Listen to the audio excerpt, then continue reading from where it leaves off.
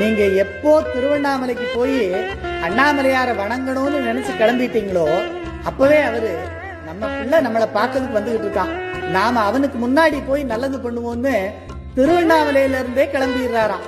அவர் எப்பவுமே நம்ம கூடவே தான் இருக்காரு.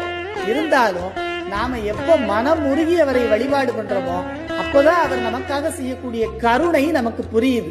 சரி, வழி நடுக உங்களுக்கு எந்த சிரமமும் இல்லாம திருவண்ணாமலைக்கு கூட்டிட்டு போக வேண்டியது அவருடைய பொறுப்பு. அங்க போய் சேர்ந்த உடனே ஆடி பாடி அவரை வழிபட்டா நாம எத்தனையோ பிறவிகள்ல செய்த பாவம் எல்லாம் போய் நமக்கு நல்ல கதி கிடைக்கும்.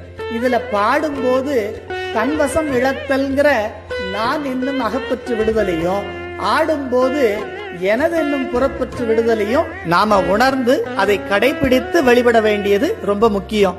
தேடி சென்று திருந்தடி ஏத்துமின் நாடி வந்தவர் நம்மையும் ஆட்கொள்வார். ஆடி பாடி அண்ணாமலை கைதொழ ஓடிப்போம் நமது உள்ள வினைகளை.